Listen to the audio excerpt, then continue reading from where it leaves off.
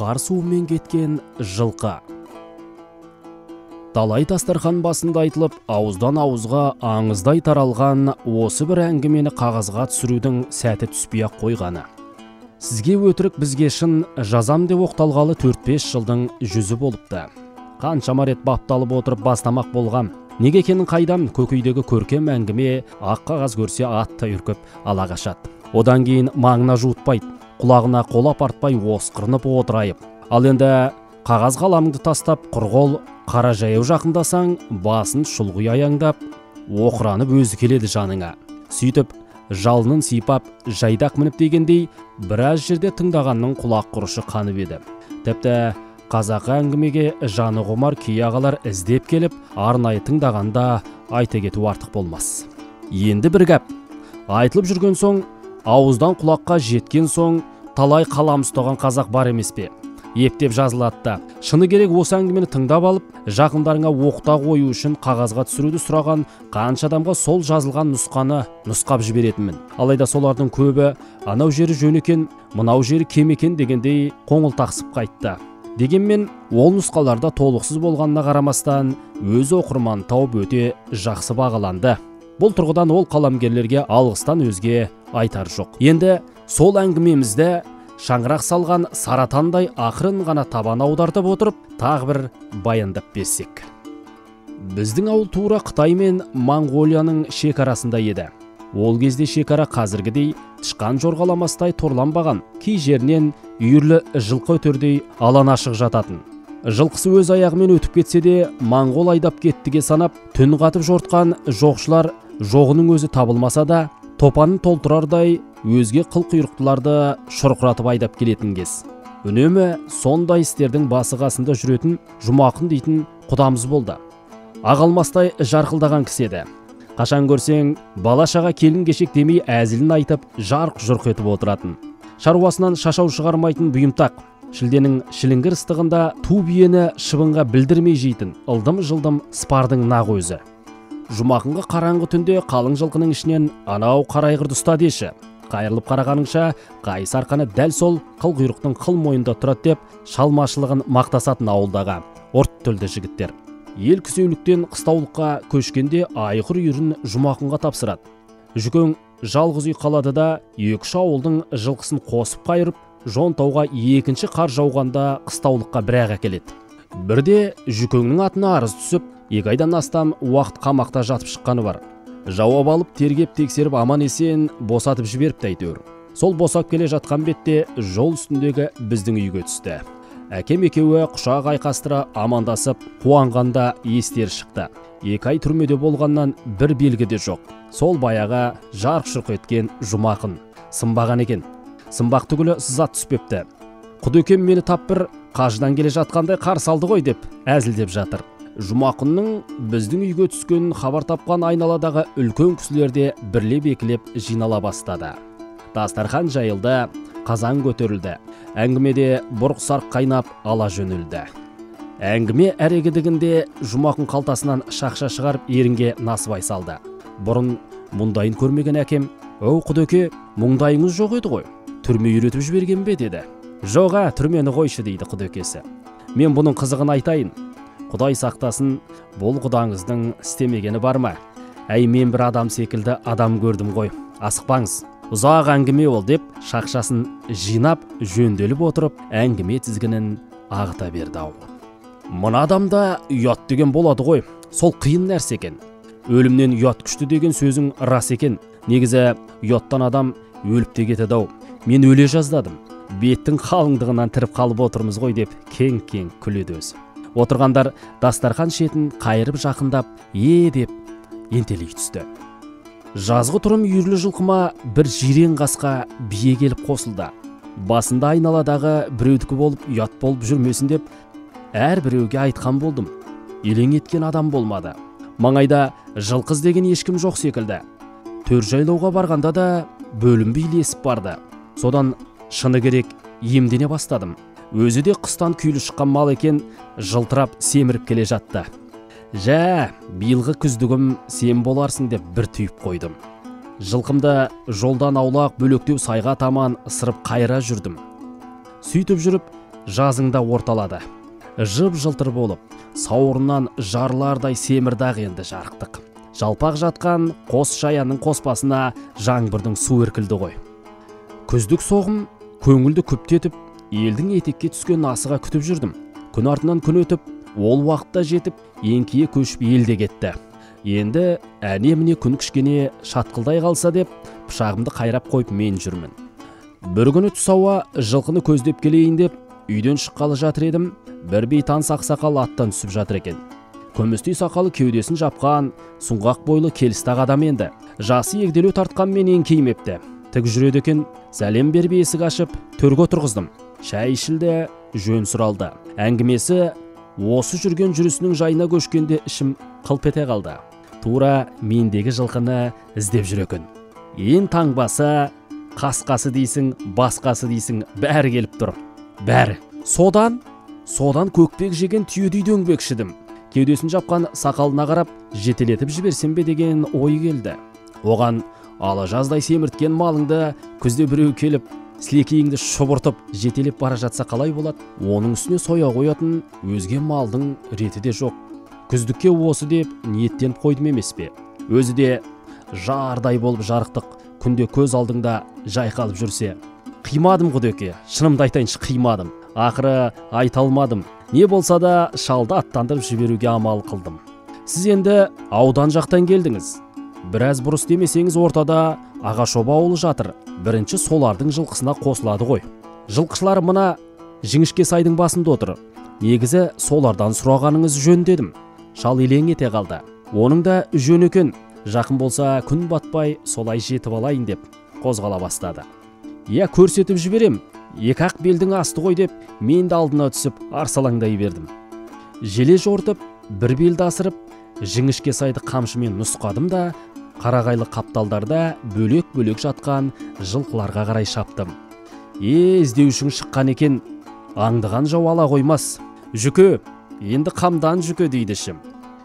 Үйірді тауып қораға қамағанша қас қарайып кетті. Жарылғалы жүрген жирен қасқаға шалманы жалғыз рет тастап жықтым да, сенде жазық жоқ, менде азық жоқ, бұйырған несібесің біссіміллә, Аллаху акбар деп орып жібердім. Қорқырап кетті жирен қасқаң. Қатын анадайда сиырын сауып, жылқылар науаның айналасында қасынысып, тай-құнандар тебісіп дегенде кешкі мезгілдің абыр-дабырымен араласып жалғыз өзім жәукемдеп жатырмын. Бір кезде сырт жағымнан бір дүбір жақындай келгендей болды. Тай-құнандар шығар деп елемеген едім, тіпті тақау келгендей сезілді. Енді қарайын дегенімше болған жоқ, арқа тұсымнан ассалаумағалейкум деген зор дауыс гөрете қалды. Құрғырау, құлағыма таныс үн сияқты. Ақырын бұрылып қарадым. Бағанағы ақсақал екен. Төбемнен төніп тұрып, өне бойым бір ісіп, бір мұздап ала жөнелді. Маңдайымнан суық тер бұрқ етті. Алты айырғымнан жосыла ақты. Ондай тер бетті бойлап ақпайды екен, бұршақтап, шашырап, жерге тамады екен. Ақсақал түсіңіз дедім. Ақсақал түсіңіз деп атағашты нұсқадым. Ере барып аттан түсірдім. Бір жылқы тасқа түсіп мертігіп қалған екен, соны сойып жатыр едім. Сіз отыра беріңіз деп үйге кіргіздім де кері бұрылдым. Жарықтықтың қасқасы қандай, қараңғыда айдай болып жарқырап жатыр екен. Сасқанымнан басын кесіп алып, түйенің жабуының астына тыға салдым. Сөйттім де ана кісіні орнықтырып отырғызып кетейін деп үйге қайта келдім. Сөйтсем, шалыңның мүйіз сапты ұзын қарапшағы бар екен, алақандай жалпақ белбеуіне жанып тұр. Көмектесіп жіберейін деді. Иығынан басып отырғызатын емес, далаға шықтық. Шал екен жеңді түріп тастады. Не керек?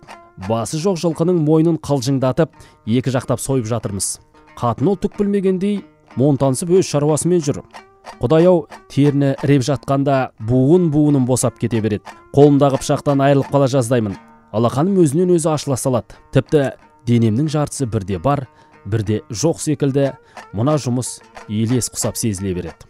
Ес кетіп, жан шыққанда терісін сүріп, бұза бастадық. Алдыңғы қолын кесіп алдым да қазанға сала бер деп қатынға апарып бердім. Ақсақалым, жылқының басы қайда дегенде жоқ, тасқа түскен жері қайсы дегенде жоқ, терлеп тепшіп, жамбасты ұршықтап отыр. Мен де келіп кірісіп жатырмын бір жағынан. Бір мезгілде мен намазымды оқып алайын деп үйге қарай беттеді. Мен етті жарымдап, шала-пұла бұзып, қарын қартасын жуып, орнын жинастырып өйтіп-бүйтіп далада жүрмін. Үйге кіре алсамшы, сауып отырған жалғыз сиырды әр айдаймын, бер айдаймын. Қатынға айғайлап, анау қайда, мынау қайда деп бірдеңелерді сұрап шаруамен жүрген болдым. Бірақ енді өз үйіңе кірмей қашанғы жүре бересің. Кірдім. Ақсақал шаршаған ба, құс жастықтың үстінде оң алақан жастанып мызғып кетіпті. Қатында үн жоқ, менде де. Бір қауым уақытта созылған үнсіздік тынысымды тіпті тарылтып жіберді. Далаға атып шықтым. Далада да тым-тырыс. Ақсақалдың арқандаулы атының тықыр шөпті жұлғандағы тырс-тырс дыбысынан өзге тіршілікті жер жұтып қойғандай. Алғашында өз жүрегімнің дүрсілі өзіме естіле бастап еді, атты жақындап жерге арқандағаным жақсы болыпты. Арқамды үйге сүйеп, соны тыңдап біраз тұрдым. Алашабыр бұлт үстінде асығыс ай кілкіп барады. Кісі оянды деген дыбыстан селт ете қалдым. Есік алдында сар еткізіп бірдеңесін төкті де қатын үйге кіріп кетті. Ет дайын болған екен. Қарияның қолына су құйып, сулығын ұсындым. Өз семіз, өзі жас ту биені аздап, жініктіріп әкеліп сойсаң, еті таңдайыңа ермей ме? Буы бұрқырап, алдыға келгенде, ал кәне, әумейін дедім. Енді не болса да, осы батада бірдеңені айтатын шығар. Бір сөз ұшығын шығарар дедім. Жоқ, кәдімгі бата жасап бет сипады. Әй, осы шалың білмей қалған жоқ па екен деген үміт ұшқыны жылт ете қалды. Қартайған адам жолдан шаршап байқамаса, байқамаған шығар.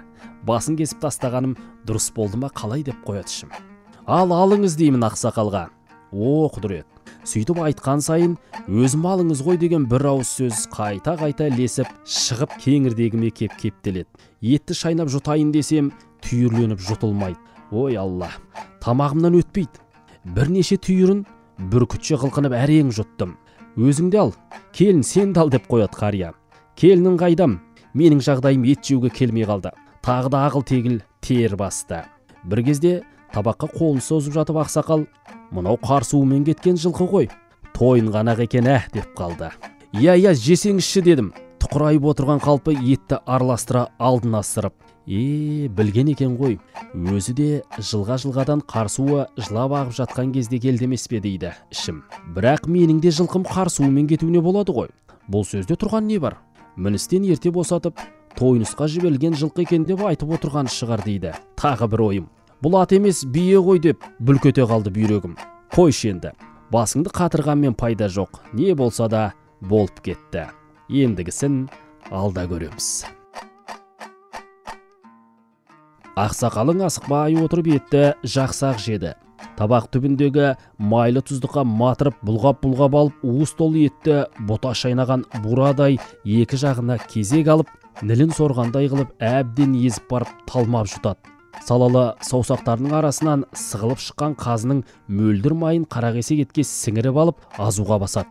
Жұқаланып тұрған жалпақ жалды екі қаракесектің ортасына салып жіберіп, қасқа тіспен кертіп жейді.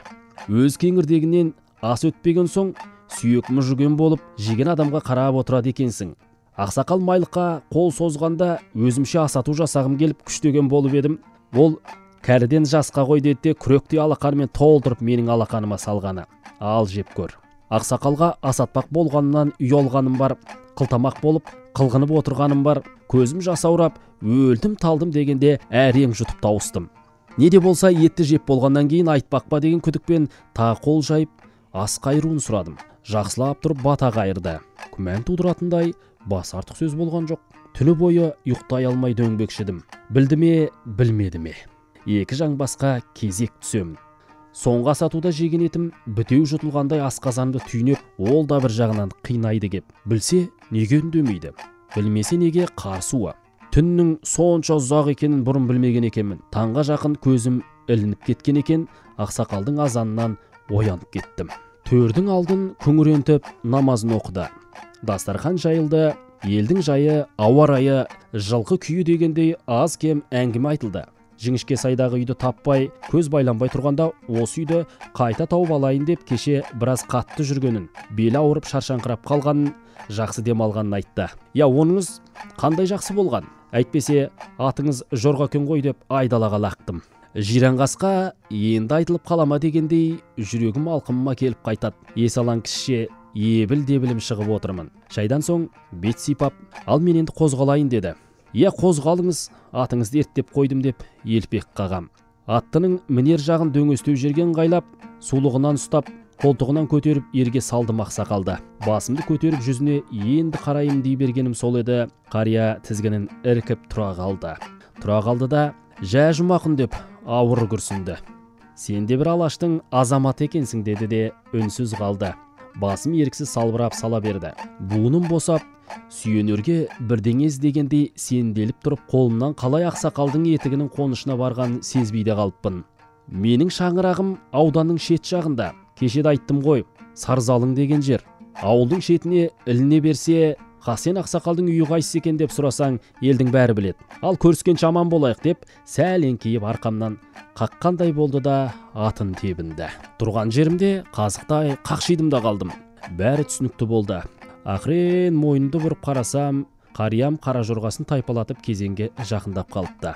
Содан деді отырғандар, ауыздарынан ақ жалын атылып шыққандай болып. Содан сүмірейіп, ер жасайтын дүйсенге бардым. Бір жұманың ішінде өмілдірі құйысқаны мен күміс ер жасап бер деп, мүйізінен жетелеп қылжақтатып бір өгіз шапарып бердім. Ісмер неме ғой, айтқан уақытымда бітірді. Сөйтіп оны тор жорғаға салдым да жетекке алып Сарзалыңға тарттым. Жұмақын тор жорғаны айтқанда отырғандардың біразы гу ете қалды.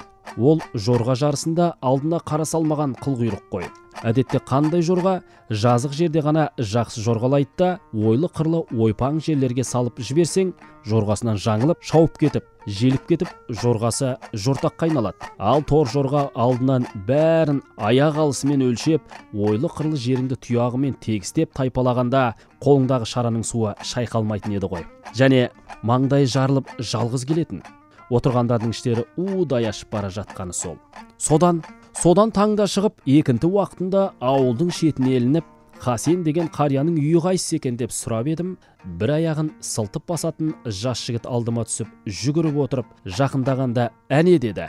Атағашқа екі атты байлап, кіріп барып едім, ақсақал төрде жатыр екен. Ассалаумағалейкум. О, Жұмақын келдің бе деп орнынан тұрды. Балаларына бірден мына кісінің аттарын шөпке қойыңдар, маяға кіргізіңдер деп бұйырды. Аттарың дейді, біліп отыр ғой, жетек әкелгеніңді деп қояды. Әдетте өзгенің әңгімесінің арасынан сыны қарып қыстырмай үнсіз отырып тыңдап, үнсіз кете баратын көксеген. Май әлі басталмаған уақыт қой. Сонда да кіргізіңдер деп құрметтеп, разы болғаны да енді деп жүптеп қояды асқа би. Тұра тұрыңдар, әңгімені бұзбаңдаршы деп жақай көрші айналасына қабағын бір шытып алды да Жұмақынға күлімсірей тесіле қарады. Содан қарсы алып жатыр әшейін. Қарсы алып жатыр. Содан шай ішілді, әңгіме айтылды. Қазан асылды, шежіреш адам екен өзі. Соғыс кезді айтты. Оспанның әскерінің Шыңшықсайдың әңгімесінен жіберді. Бір кезде менің арғы аталарыма жақындап келді. Менің аталарым бұрын аудан жақтан көшіп келді емес пе, жақсы біледі екен. Жақсы адамдар еді дегендей бір әңгімелерін айтты. Онысы сенің істеп жүргенің мынау деп арқамда осып жібергендей болды. Көзімді дастархан шетіндегі қошқар мүйіз өрнектен алмаған күйі тапжылмай отырдым. Енді не істеймін? Кемпірі менің ыңғайсызданып, жайсызданып отырғанымды сезіп отырған секілді. Қонақ шаршап келді ғой, демалсын деп төсек салғызды. Бұл да бір құс ұйқылы түн болды. Таңертең тұрсам, кемпірі қоржын дайындатып қойыпты. Келіннің қолынан дәм татты қой. Мынаны ала бар дейді ақсақал. Дәм татқанда деп күмілжідім. Өзіңіздің мал ғой деген әлгі бір сөз кеңірдегіме тағы келіп кептелді. Баласы қоржынды атқа салып, өзімді қолтықтан көтеріп мінгізді. Ал енді аман бол деп Хасен қария кеудесіне қолын апарды. Ал деп мен енді ыңқиып тойған шардақ шабдарымды тебіне беріп, жүргісі келмеген қойдың сигісі келеді дегендей белін қайқитып тұра қалғаны. Тура ағаштың түбінде сырылдатып төгіп жатыр. Әлі төгіп жатыр, таусылып бермейді тіпті. Қоштасып алып бір-бірімізге қарап тұрмыз. Әй, сол кезде бетімнің қызарғаны-ай. Тезірек жүріп кетсем деп тұрмын. Ана қасқыр жегір майысқан екі тірсегін әрең жинап ілгері басты өзі. Кетіп бара жатып, ана кісі артымнан қарап тұр ғой деген ой сап ете қалып, арқам кәдімгідей құрысып барады. Көзі де сұмдық өткіреді. Сәлден кейін арқамнан жебе қадалатындай қуырылып келем. Басым зеңіп айналғандай болды. Содан баяғыда біреуден Басын қатты ауырған кезде Насыбай атсаң қояды екен дегенді естіп едім. Сол есіме түсе кеткені, бір бұрышта дүкен тұр екен. Жанаса беріп қамшының ұшымен терезесін қағып едім. Күнге қарап сығырайып, қабырғасын тырмалап біреу шықты. Насыбай бар екен әйтеуір. Тиынын ұстатып едім, 3 қалтасын әкеліп берді. Содан соны ауылға жеткенше аздап ерніме салып отырдым. Сөйтіп осы құрғырға үйір болып жаман үйреніп алыппын. Құдеке дейді ғой. Әлгі жерде санды ұрып жіберіп қарқылдай күлген жүм екен. Отырғандар ду өте қалды. Ойпырмайлап, ақылеп, уқылеп тізе жазысты. Торжорға кетті десеңші. Бұл Насыбайдың тарихы тым тереңде. Әй жұмақын-ай деп әркім тұс-тұсынан кергілеп ала жөнелді. Әй сенің торжорғаңды жақында қораңнан көрдім ғой деп Нығмет көрші саңқ ете қалды осы кезде. Тұра тұр, әңгіме әлі біткен жоқ деді Жұмақын тағы да езуіне күлкі үйіріліп. Содан 2 жұмадан кейін торжорғаны жетелеп баяғы баласы келіп тұр. Айналасындағы біреулер таныған ба торжорғаның атағы шыққан ат екенін біліп тақсақал. Абыройын көтеріп жүрген ат екен, өзі мінсін, аттың басын биеге қорғылмайық, орнына басқа бірдеңесін берсін деп сәлем айтып жіберіпті. Сөйтіп төбел биені жетелетіп жібердім деп жымың күліп, жанында құс жастыққа шынтақтай жантая берді Жұмақын. Шынында адам секілді, адам көріпсіз Құдеке деп, жүзі бал-бұл жанған әкем еріксіз басын шайқап еді. Ұларбек Нұрғалым.